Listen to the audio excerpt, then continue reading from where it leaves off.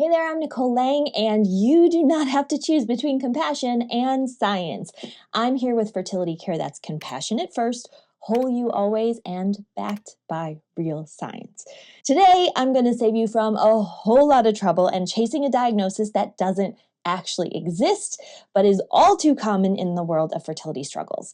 I'm also going to show you what's really behind your exhaustion, possible weight gain, and fogginess that you're feeling. Understanding all of this and getting to the bottom of it could actually improve your hormonal function and your fertility together by addressing what's really keeping you out of optimal balance by changing how you think about stress, fatigue, fertility, hormones, and yes, adrenal fatigue. Let's talk about adrenal fatigue and fertility. Now, if someone has suggested you get tested for adrenal fatigue, or if you've already gotten that diagnosis based on your cortisol levels or symptoms, and you're thinking about or already taking a whole bunch of supplements and still feeling pretty crummy and exhausted, I really want you to listen to what I'm going to say next. Adrenal fatigue is not a real medical diagnosis. It's not a real thing. Now, before you think, great, Nicole's going to tell me that my symptoms aren't real, stick with me, because that is not what I'm saying. Your exhaustion and all these other symptoms are totally real. Your struggle to cope is very, very real. But what's actually happening? It's not tired adrenals. So here's the deal. Adrenal glands don't get fatigued. They either work or they fail. And there's not a lot of middle ground where they're just like, ugh, I'm just so tired. I can't even cortisol today. Real adrenal failure is called Addison's disease, and there are other forms, but this is life-threatening. You'd be in the emergency room. You'd be feeling terrible. And true adrenal failure shows up on basic medical testing your regular doctor does at the clinic. They don't need to order a fancy 4-point salivary cortisol sample. The Endocrine Society, literally the doctors who specialize in adrenal function, they don't recognize adrenal fatigue. Neither does the American Medical Association or any other legit medical organizations in the entire world. There are 0 published studies showing that stress makes your adrenals tired and function less. So what about that Dutch test or those saliva samples you took that show a flattened or irregular cortisol curve? It's a snapshot. One day, a few moments in time. And cortisol is supposed to vary a lot. We have 12 to 18 distinct pulses within every 24 hours. Flat curve doesn't mean your adrenals are giving up.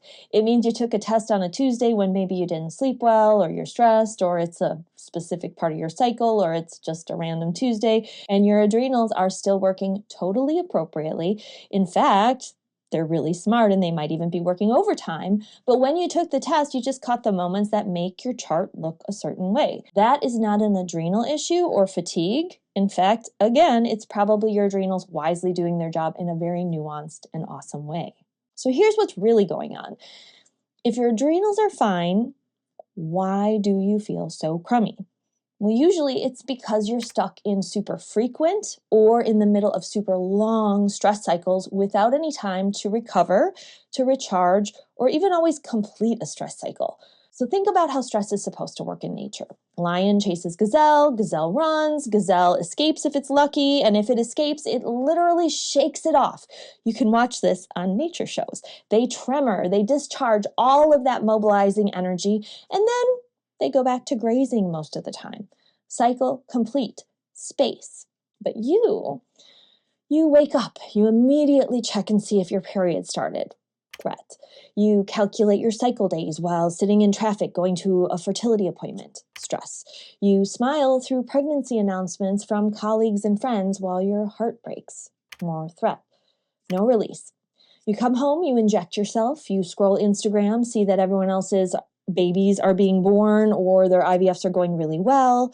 You lie awake during your 2-week wait wondering what your symptoms mean, and you keep doing it day after day, over and over again. So where do you get to shake it off? Where do you get to complete a cycle and have space? Where does your body get the message, the threat is over, we survived, we're safe? You don't. And that's not adrenal fatigue or an endocrine issue. That's living in relentless, unresolved activation. Your body, including your adrenal glands, is just responding to the signal that your brain is sending. Threat, threat, threat, still threat. Your adrenals are doing their job. The problem is they've never been told it's safe to stop, and eventually they might even start to downregulate cortisol production to protect you from that overexposure and their long-term function. But that's not adrenal fatigue. That's like saying your heart is being lazy for slowing down while you're sleeping to protect your longevity. So here's the kicker. If you think adrenal fatigue is a thing, and that's what's happening, then that diagnosis itself becomes another threat. Now you're not just struggling to conceive and dealing with all the rest, you have this result that you think shows something is wrong with your adrenal glands too.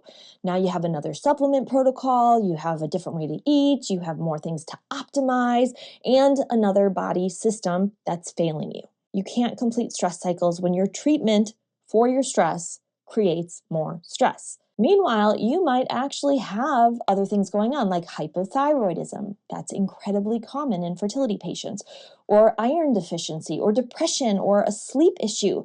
And you definitely have those never-ending stress cycles. And all of these are real, treatable, workable conditions that impact your fertility. So what does actually help?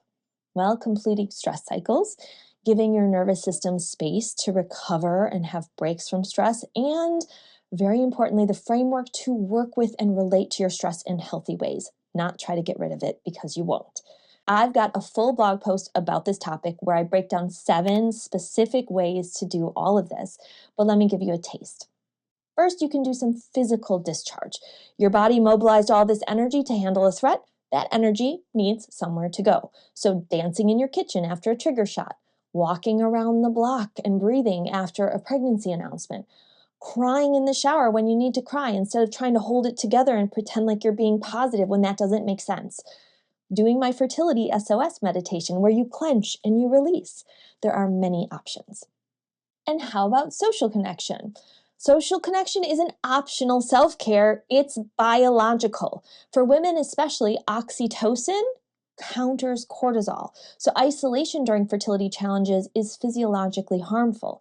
Your body literally needs that connection to regulate stress better. Third, boundaries. The radical act of saying no. No to the baby shower. No to those invasive questions. No to one more person telling you that you should relax or do something specific to fix your fertility. Boundaries help tell your nervous system that the threat can end and you've got its back. And here's what might surprise you. Sometimes the most fertility supporting things you can do is stop doing. Is stop the black and white extreme things. Stop all the supplements, stop rigid protocols, stop the all or nothing approaches that are baby blinders and make you feel like you're failing when you're not perfect. No one is perfect. You don't need to be. Your body is wise. It doesn't experience these sorts of messages and behaviors as optimizing.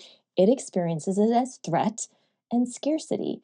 And threat and scarcity doesn't signal this is a good time to reproduce. Look, I get it. Adrenal fatigue as a diagnosis is really appealing because it seems like it explains everything. You've got a chart to look at, you have an answer, you have something to fix. But what if the answer isn't about fixing something that's not broken? It's about examining the conditions of your life and making them better. I think that 25% of trying to conceive should be about looking into and working with biological quirks and issues that normal humans have, like PCOS, aging issues, endometriosis, scar tissue, infections, things like that. And that can be a really important part of your trying to conceive equation. But for fertility, not just infertility, you also need to put 75% of your energy into cultivating felt safety, abundance, regulation, and actual health. So your boundaries around fertility, your relationships, your pace, your grief that needs tending, your needs as a person that keep getting postponed until after you get pregnant. These things are big deals. So go read my blog post, see all 7 ways to complete stress cycles, the science of why stress responses get stuck, how to tend and befriend as a response for women specifically, and why you will never ever supplement your way to nervous system safety. Remember, your body didn't become dysregulated overnight, and it won't regulate overnight, and it doesn't need to. This is about nuance and a whole equation. When you start to more consistently signal the threat is okay, you're safe, rest is possible, it makes a huge difference. Your body isn't broken. Your body is brilliant. It's always doing so much more right than wrong, even when it's frustrating you. And that is the heart of fertility care that's compassionate first, whole you always, and backed by real science. Go read the full post at lifehealinglife.com. The link is in the description. And if this resonates with you, or you've been struggling with adrenal fatigue diagnosis, or a practitioner telling you to do these sorts of things, tell me about it in the comments. I want to hear what's been going on with you. And I'll see you next time.